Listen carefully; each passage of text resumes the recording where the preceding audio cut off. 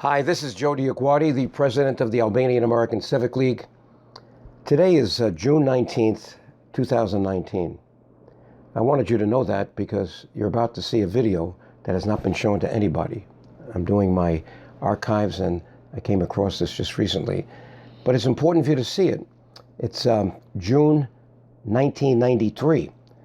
This is like 4 or 5 years after the invasion of Kosovo by Milosevic. Don't forget, in 1990, the war started by Milosevic in Slovenia, then 91 in Croatia, and now we're getting up to 1993, where it's going full speed ahead in Bosnia. And it's important that you know that I'm addressing an audience of just Muslims from the tri-state area here, Connecticut, New York, New Jersey.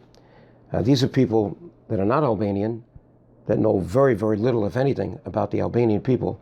And my main goal was to educate them about who the Albanians are as a nation, as a people, their history, their traditions, their values. And I think you'll see that I accomplished that. And you'll see that I'm not using a teleprompter. I'm speaking from my mind and my heart, which is what I've done mostly, and that's what got me to be elected to Congress in a very difficult county, Westchester County, that has so many different people, Jews, Italians, you name it, all kinds of nationalities, all kinds of religions. But I wanted you to see this because it's probably the best example of what we have done in terms of public relations to make people aware of who the Albanian people are and their history and traditions, but also to make them aware of the fact that they're being persecuted in the middle of Europe. And you know the story. I'm not going to repeat it here, but you'll hear about it in this tape. So as we now celebrate the 30th anniversary of the Albanian American Civic League, and you'll be getting calls from me, and you'll be getting in the mail invitations to renew your memberships in the league, which is mainly a voice for the Albanian people, a lobby in Washington. I just wanted you to have a perspective as to what you're about to see and why this was important. I see Phil Cohn. Dr. Cohn is someone else that I know who has fought very valiantly to expose the Serbian barbarism and atrocity. And when we say Serbian or Croatian or Albanian, mind you that we don't speak about the people. All people are good people. It's the governments and their leaders that mislead them. The way Hitler misled the German people and created psychosis about the Jewish people in World War II, you have now a similar situation with Slobodan Milosevic, and I've been tracking him ever since I was a congressman when he first came into power in 1987. The man is the worst of both forms. He is a Stalinist communist, and he is an ultranationalist. The world has never seen anybody this psychotic, neurotic, or brutal, and he has henchmen, surrogates, stooges, placed all over the Balkans, in Bosnia, in Macedonia, in Kosovo, where my father's people are. You know, the world's a beautiful place. We talk about God, and we may think God has different faces. He really has one heart. He may look like he has different faces, but we all pray to the same God. When I think about my father, and I think about all the people that I was exposed to as a young man being brought up in the South Bronx, my parents were both immigrants from Italy. My father is an ethnic Albanian whose ancestors fled from Albania to Italy when the Ottoman Turks came into the area in the year 1488. Till today in Italy, you have tens of thousands of ethnic Albanians who speak Albanian before they speak Italian in villages like my father's village called Greci. They're very strong, tough, beautiful people, the Albanian people, and they are a divided people. If you don't know anything about the Albanian people, you've got to know something now that you're listening to me, because I have made it my crusade to tell the world about one of the greatest diasporas the world has seen. Think about the Jewish diaspora. But today there are 14 million Albanians in the world, but you wouldn't know it because only 3 million are in Albania. There's another 3 million just outside of Albania in the Balkans, just on the border of Albania. Now, how do you think they got there? You think they left Albania to go there? No, that's the Serbian communist propaganda. When the state of Albania emerged after the Turkish occupation On November the 28th, 1912, the state of Albania included the Albanians in Kosovo, the Albanians in Montenegro, the Albanians in Macedonia, and the Albanians in Preševa. It was the misguided policies of the big powers, like you're seeing right now in Europe, that led to the partition of the Albanian nation. So now you have a divided nation of 6 million Albanians in the Balkans because they created an artificial South Slavic state called Yugoslavia, which has failed. The experiment has failed. It was started in 1913 when they took half the Albanian nation and put it in a kingdom called the Kingdom of the Croats, Slovenes, and Serbs. That was 1913. That kingdom became Yugoslavia after World War I in 1917. If you don't know the history, we don't study that here in America. I had to learn it from my constituents who came in to teach me Eastern European history because we don't learn it here. So now you have the Serbs with the biggest propaganda in the world saying these Muslim Albanians, look at, they came into our territory, they're taking out Jerusalem, Kosovo. Nonsense. Albanians have been there for 6,000 years. The only indigenous people in the Balkans, before the Greeks, before the Romans, before the Latins, are the Illyrians. And the Albanians are the descendants from the Illyrians. So they were in Kosovo. They were in Macedonia. They were in Montenegro. The Serbs came there along with the other Slavic nations, the Croats, the Slovenes, and the others, in the 8th century.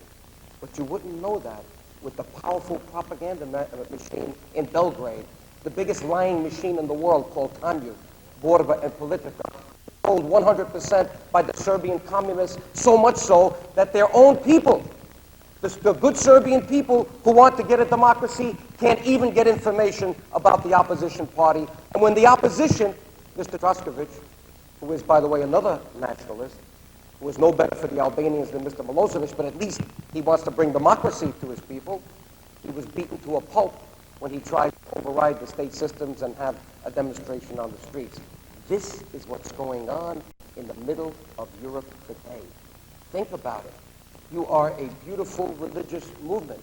You have to stand for values that transcend day-to-day things. Certainly violence, certainly barbarism, certainly violation against basic human rights. This has to be one of your major crusades, the way it is mine as a Roman Catholic, and my many Albanian friends as Muslims who are proud to be Muslim today, although 500 years ago they were all Christian. Religion is not an issue with the Albanian people. We share 3 religions: Eastern Orthodox, the Muslim religion, and Roman Catholicism. 2/3 of the Albanian nation today, about 6 million people, is Muslim. But about 25% is Eastern Orthodox and the rest is Roman Catholic. Does that mean it's an issue with us? No. We love each other as brothers and sisters. We understand that tolerance is important. If you want to be someone who is known as someone good, no matter what your religion is, no matter what your ethnicity is, you have to be able to tolerate other people's points of view. You have to be able to respect other people, and you have to be able to understand them. And by the way, I just described the American dream. That is what has kept America together for over 215 years. It's not perfect. We know there's still some discrimination here. Wherever you have people, you're going to have some kind of discrimination. Why? Because people tend to be insecure. They worry about losing their jobs, losing their neighborhoods, losing their children to other nationalities, and they tend to be guarded and defensive. We have to deal with that. We have to understand how other people think and not face them with violence and face them with harshness, but face them with love, with tolerance, with understanding, so we can talk to one another. Because where there's talk, there's hope. Where there's talk, there's understanding. And with talk comes knowledge, and with knowledge comes respect for others, and the rights of others, and the customs of others, and their culture. The one thing I've learned as I've traveled around the Balkans, and since I left Congress in 1989, I've been to Kosovo 6 times, I've been to Albania 6 times, Macedonia 3 times. I've been thrown out of Belgrade now twice. Every time I go there, I'm public enemy #1 for the Serbs. They've now passed a law in federal, what's remaining of Yugoslavia, that I am persona non grata. I've been banned for 5 years. because I spoke the truth. You see, communists don't want to hear the truth. They want total control. That's why communism has failed, because they wanted total control. Total control presumes that you have to control the media, you have to control the jobs, you have to control the government, and you have to control the people. This is what brought the Soviet Union down to its knees. Because when our great President Reagan started upping the ante with his investment in technological warfare, the Soviet Union couldn't follow because it deprived its own people of computers, not us in technology. And they fell behind, and I believe that was one of the great reasons the Soviet Union is now resting in peace. And hopefully it rests in peace forever. But let me tell you, communism is alive and well. It has not been buried. I see it when I go to Albania. They're waiting in the wings. They can't wait now for Albania to fail to create jobs for people. They can't wait now to see Slobodan Milosevic win and join the hardliners, the generals from Russia. Don't forget, the Serbs and the Russians are first cousins. They're Slavs. They can't wait to see other successful communist regimes emerge because they believe their system is the right system. We have misguided people. If they don't believe it's the right one, they believe it's the right one for them because they're usually the people who are part of the inner clique, the nomenclatura, who have had the perks, and we've seen that communism has not represented all of the people. It's been perverted to represent just a few of the people. We saw what happened in East Germany, the preserves, the Havana cigars, the cognac, the brandy, all came out when the wall came down. These people were living like kings. Their people were starving without opportunity. So let's not let communism come back. Let's understand that you have a mission here this weekend. What is your mission? Well, I think your mission is, number one, to build an effective bridge between you and your movement and all the other people of America and the world. It's important for the world to understand who the Muslim people are. It's important for the world to understand what the Ahmadiyyan movement is. Because when there's understanding and knowledge, there is less fear. Where there's uncertainty, there is usually fear. So you must expose the best of who you are. And how do you do that? You don't do that by waving the Quran around. You don't do that by pointing to Mr. Ahmed. You do it by demonstrating how good you are as a person and then advertising that I'm a member of the Ahmadiyyan movement. Because it's by your deeds that you will be known. And by your deeds, your children will respect you because you become a model for them. And it's by your deeds that you will project the values that I believe I heard very well from Mr. Ahmed when I sat in his house. So, it's not what you say that's important. It's not what's written in the Bible that's as important as how you behave as a member of your movement. And we see today in the press, again, the extremists. And we know the press always picks up the bad news. We know now that it's going to be tougher now to be able to project the best of who you are. Catholics have had this kind of persecution. Jews have had this kind of persecution. And certainly Muslims have had this kind of persecution, whether it's from their neighbors, whether it's from strangers, or whether it's from the press. But the one thing that you must do as an honorable movement is to condemn violence from other people.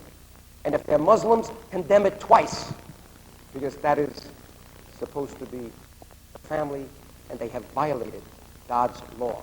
Anyone who seeks to accomplish anything by hurting innocent people must be condemned over and over and over and over. To think that somebody could plant a bomb, no matter who it is, in the bottom of one of the biggest buildings of the world and indiscriminately kill people is something that defies belief. Only the devil could motivate someone to do that. Only the devil. And what's going on now in the Balkans, all this innocent life being taken, only the devil can motivate those leaders to do that. And what I read in the press today, bombs being put in tunnels and things like that, this is absolutely satanic. This is nothing that you represent, nothing that you can understand, and it's everything that you must condemn every day of your life. Because it's only when good people stand up for what is right and condemn what is wrong, we have an understanding of where the world should go. I think it was Edmund Burke that said, all that is necessary for evil to prevail is that good people do nothing. It's not enough that you're just a good person. You must also condemn that which is evil and expose it. Otherwise, you will be tainted by the same brush. And when it comes to injustice, there's another saying I will give you from another great statesman, Martin Luther King. You know what he said? If there is injustice anywhere, justice is threatened everywhere. And that tells us, whether we're Catholic, Jew, Muslim, Hindu, that we have an obligation not only to do what is right, not only to be wholesome, not only to act with integrity, not only to respect others, but we must condemn that which is evil and which is wrong. So I hope that is something that you will hear more of this weekend in your talks, because I think it's very important. I think it's important that you be a role model for your neighbors. You certainly have to be a role model for your children. In conclusion, Kosovo. Let me just mention that word, because many people in America don't know about Kosovo. I now know about Kosovo because people taught me about Kosovo. It's been there for thousands of years. It's right now controlled by the Serbs. 8% of the population controls 92% of the population.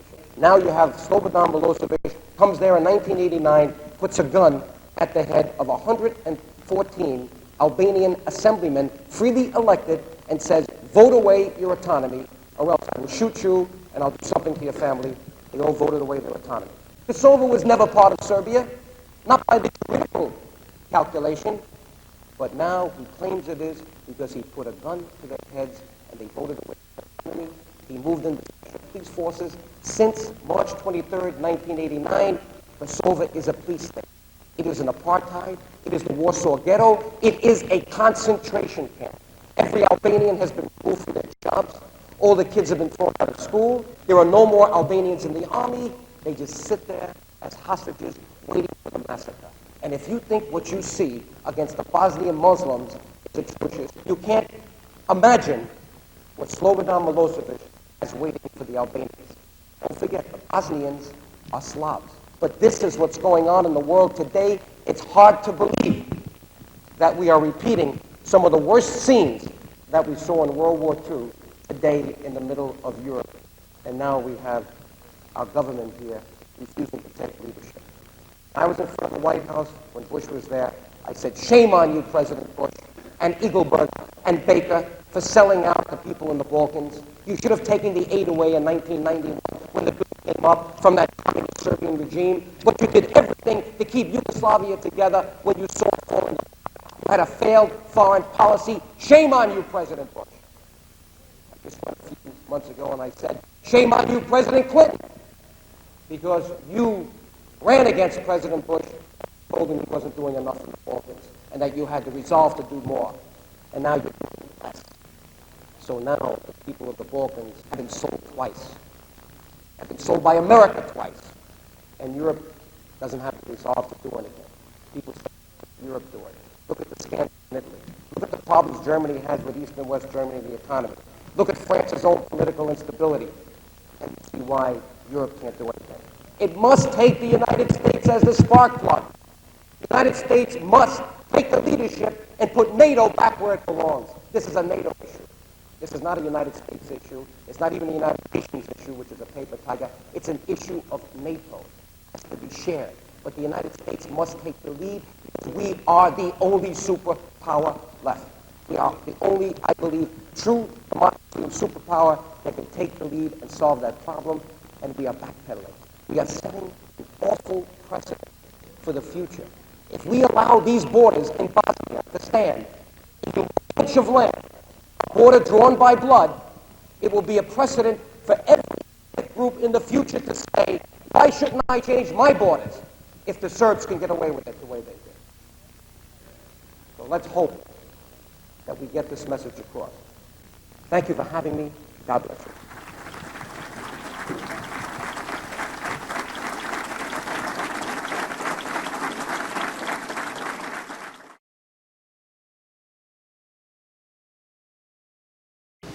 And this is to you, Congressman, is in terms of where you think, if you have to pick a horse here, do you suggest that we, the United States, use all our influence and whatever force we're willing to use to deal with and promote and support the Democratic League of Kosovo or the Kosovo Liberation Army? Because right now, they ain't in tandem.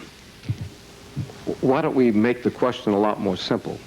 Why don't we look at international law, look at a population of 2 million people that is being brutalized every day? Because it's useful to look at reality. Well, but reality is also, Senator, that you raised the issue of, well, who is this George Washington that we want to find in Belgrade so we can solve the problem? We may have to wait a long time. But in the meantime, I agree. We cannot let these people be brutalized and killed every day. I think there are things we have to do right now. And we have to face Slobodan Milosevic in the eye, as we did in Bosnia, and say, get every one of those VJ troops out of Kosovo. And if you don't do it, we're going to take some action. Now, what action? We're going to bomb, action? right? What are we doing? Physical force. Yeah, but wait a minute. I'm not suggesting we shouldn't. I want to know what action you just said before, the arguments you made before, the same arguments that I heard I was on a panel with Bob Torricelli and Senator McCain back in 1992 or 3 or 4 in the McLaughlin show, and they were saying the same thing. But we did something, didn't we? We waited 3 years. Sooner or later, we got the resolve, motif, and we said something has to be done. No, why is this any different? Well, no, it is different because, no, it's not different. I just want to know what you suggest, because back then, when I was in your position, I was suggesting we bomb Belgrade. I was suggesting that we send American pilots in and blow up all the bridges on the Drina. I was suggesting we take out his oil supplies. I was suggesting very specific action. And isn't it interesting that we didn't have to go that far to begin the solution in Bosnia? Isn't it interesting that about 200,000 people were killed in the meantime by the time they did it? Yes. And that's going to happen in Kosovo. That's why I want to know what you're suggesting now. What we have to do right now is to enforce international law. We have war criminals in Belgrade. We're dealing with one right now. I said that article before. I have a copy of it right here. Here it is. It was in the Gannett papers on Sunday. There's Slobodan Milosevic, side by side Mr. Karadzic, who's now got a book coming out pointing the finger at him for all these atrocities in Bosnia. Why aren't we picking him up? Because the French, he's in the French quarter, and the French let him walk around. That's why. It seems to me that we've got a double standard here. If we're going to be the great United States of America, standing up for oppressed people, and I believe we can do that without sending military all over the world, let's pick up the war criminals in Belgrade. We know who they are. We know where they are. And number two, let's tell Mr. Milosevic, get every troop out of there. You know why? It's not because we want him to, because we like it. He is now on the brink of creating a Balkan war. You know the problems we have between Greece and Turkey. You know how fragile Macedonia is. You know that we right now have 600 troops on the border in Macedonia. What are we waiting for? If he keeps doing this, all he's doing is raising the temperature, and as the Greek foreign minister said, the hand grenade will explode and the Balkans will explode. Well, we have no choice. Let's do something now than have to do 20 times more later on.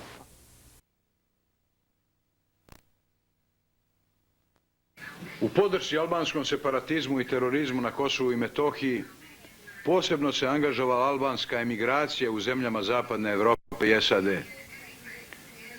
U Americi je 86. godine još osnovana Albansko-američka civilna liga pod predsjedništvom uticajnog kongresmena Josefa DioGuardija, čiji je zadatak bio da aktivno lobira na Capitol Hillu za zahtjeve I ciljeve kosovskih Albanaca. Aktivnim lobiranjem Liga je otvorila put kosovsko-metohijskim separatistima za zvanične kontakte u Američkom senatu I Kongresu. U svakom slučaju, Albansko-američka civilna liga je u mnogome doprinela sistematskom širenju antisrpskog raspoloženja i satanizaciji srpskog naroda u američkoj javnosti. Hello, I'm former Congressman Joe DioGuardi, the president of the Albanian American Civic League. You have just heard former Serbian dictator and indicted war criminal Slobodan Milosevic misrepresent our important work in Washington to free Kosovo and all Albanians from the tyranny of his regime. Please join us and become a member now by visiting the website of the Albanian American Civic League.